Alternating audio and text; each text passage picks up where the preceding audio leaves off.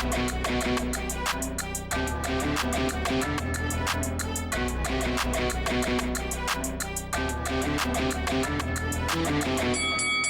guys, welcome to Boxing Squared for boxing news and views from around the internet. And another heavyweight news and notes mashup video today, starting with the circus that is becoming a potential Tyson Fury and Anthony Joshua fight. So, as we recall, Tyson Fury calls out Anthony Joshua just a few days ago. There has been some good progress in the past few days. Joshua's camp saying, yeah, we'll take 40% of the pot, but there's some other things that we want to talk about. Tyson Fury, he has come out and put a series of posts on his social media demanding that Joshua and his promoter, Eddie Hearn, accept the terms, do the deal, and all within a matter of hours. And seemingly at the time that I record this video, the deadline has passed, so we'll see where this goes. But here's the Tyson Fury posts from his social media making his demands. AJ, I've not heard from you at all. You've never got on your thing and said you want this fight or you don't. I'm going to do a video, 1 hour, for the full fucking day, until you agree or don't agree. Let us know. And just to clarify, there has never been a December 17th date, ever. There's only ever been November the 26th at Wembley or December 3rd at Cardiff. There never has been a date on the 17th. This is it now, AJ, Eddie, don't get scared now. Agree to the fight and let's give the fans what they want. I'll give you an unbelievable deal and an unbelievable opportunity. So let's go. Go time. Show time. And AJ, if you really wanted this fight, you'd say you wanted it and you'd just do it. November 26th, December 3rd. Let's give the fans what they want. No way out. Take the fight. And also, while I'm thinking of it, this is the Tyson Fury party. You're just an invited guest to my party. You can't dictate what you want and what you don't want. You either take my offer or you leave my offer. Where are you, Mush? Time is ticking. Tick, tick, tick, tick, tock, tock, tock, tock. Let's agree this fight and give the fans what they want. Dosser. Let's get it done, you big dosser. You big ugly dosser. Boom. AJ. Agree to the fight and I'll give you some of this Gypsy King money. Woo! It tastes good, baby. Come and get some. Come and get it. AJ, I'll make it nice and quick for you. I'll do it inside 6 rounds so you can get out of there and get in one piece and go home and have a nice little night out on Sunday. Nice and quick. In and out. Get paid and out you go. We've been driving round searching for AJ. Can't find him anywhere, Pat, can we? In the Welsh Hills, can't find him. Can't find him. Nowhere to be found. Where are you, mate? Come out and fight us. I'm just here with Donald Trump. What do you think, Donald, about this fight with AJ? Well, it's going to happen. I mean, there's a lot of pressure on you, AJ. You got to sign the contract. 60-40, it's very fair. It's extremely fair. Sign the contract. It's not that hard. Mike, what do you think AJ should do in this fight? Well, simple, sign the contract. I mean, it's going to be the British mega fight, the Battle of Britain. Come on, AJ. I'm a heavyweight legend and I want to sign this contract if I was in my prime, you know, so just do it. So, real dad, what do you think he should do here? It's a no-brainer, and it's 60-40. He's never going to get that chance ever again. But Eddie Hearn, being the little pussy he is, will have a bit to say. All negativity toward getting this fight on, but it's up to him. He's never going to get. Tick, tick, tick, tick, tock, tock, tock, tock, tock, tock, tock, tock. Time's running out of the bottle. Dosser. Where are you, Dosser? Running scared Dosser in you. So look, I don't really know what to make of this now because it felt like this was going somewhere, but trying to turn everything around in just a few hours seems completely unreasonable. So we'll see what happens. But as I've been saying in recent days and videos, I think many of us are kind of like, well, we want this to happen, but is it going to happen? Is it really realistic for December? Possibly not. But in terms of his co-promoter, Frank Warren, he is saying the reason that Tyson Fury doesn't want a fight on December 17th, and remember Tyson Fury said that there was no December 17th date in one of his clips. Warren continues that he hopes to face Oleksandr Usyk in February or March. Fury was set December 3rd as the latest date that he wants to fight this year. The other co-promoter for Tyson Fury, well, at least he was until I think his deal has run out with Top Rank, but Bob Arum has said that he doesn't believe that Matchroom and Joshua actually want the fight, saying, I don't really think Joshua's people are anxious to make the fight now because he's come through a devastating loss, and I think conventionally Joshua is going to want a couple of soft touches to get back in the swing of things. Our guy, Tyson Fury, wants to fight this year. I tried to see if we could get Usyk this year, and apparently they don't want to do it until February. We're going to try get an opponent for Tyson Fury, Joshua or somebody else, and make sure he gets in the ring this year. Eddie Hearn is just talking. Eddie Hearn, if he wanted to make the fight, he knows me well enough and knows I'm over here, knows the Warrens.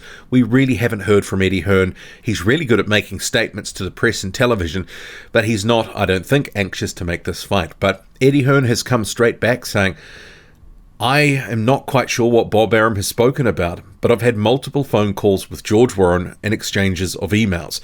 The last being about a couple of minutes ago. AJ has just finished his fight with Usyk. He has a couple of bumps and bruises, nothing major. So Hearn saying he has been in touch and trying to make this fight, but whether it actually happens is unclear. But the manager for Oleksandr Usyk, Egis Klimas, has been on social media and speaking of this whole thing with Tyson Fury trying to make a fight with Anthony Joshua, saying this is an excellent way to run from Usyk, calling out others but not answering Usyk. Joke. But then you have Tyson Fury, and not to be outdone, responding also on a social media via his Instagram story, you or Usyk don't want no smoke, so I'll be fighting someone else who does want to throw down. However, if you change your mind, sucker, we both know the Saudis want December, I'll throw down today, punk. Don't need 6 months to train for a pumped up middleweight, I'll come straight out of the pub. But someone who is ready to step in and face Tyson Fury and has made another call out is Mahmoud Charr. So he'd done one earlier this week and he's continued, and here's what he had to say. Tyson Fury, I was two-time WBC World Heavyweight Champion contender, WBA World Heavyweight Champion. You don't know, now you know. And to be honest, I'm not excited about that potential fight. Tyson Fury keeps reposting Mahmoud Charr's post from his Instagram, and that's not a good sign because Fury is seemingly open to it, and it's a garbage fight.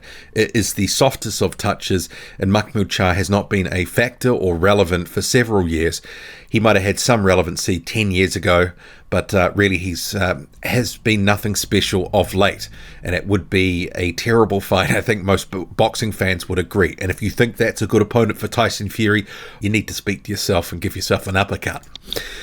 Eddie Hearn has laid out some potential opponents should this Tyson Fury fight not happen. Remember, he has spoken about a potential world tour for Joshua, all this sort of stuff. Seemingly, DAZN would love that to try get back some of this most recent investment they've put in Joshua, signing him to a long-term deal on their platform. Hearn says the last thing AJ wants is a gimme fight, and this is speaking to the DAZN boxing show. We're not interested in gimme fights. There's got to be an element of risk. There's got to be an element of risk.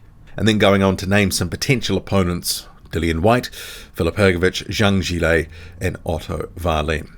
And I think there has to be some perceived element of risk to some degree, because no one really needs to see or is probably willing to pay subscription fees, etc., to see Joshua knocking over someone who's top 100. I think we're well past that. But if he is going to not face Tyson Fury, there will be some sort of level of confidence builder, I'm sure. If it's one of those names, well, those are okay fights.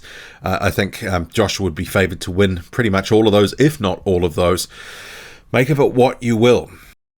The former WBC champion Deontay Wilder is not willing to forgive and forget, still believing that Tyson Fury cheated. So having said to Fight Hype, nah, never, because I know the truth behind that. I don't condone cheating and shit like that. I know that no matter what people say. And continuing, people say if he did have something in his gloves, why not go to the authorities? Why would I when I had the opportunity to put my hands upon him and the possibility of trying to kill him and get paid millions for doing it? I also guess he got paid millions to get knocked out as well, and I noticed there was no claims of, impropriety or glove tampering or cheating after the third fight when Wilder was rendered senseless and on the ground knocked out.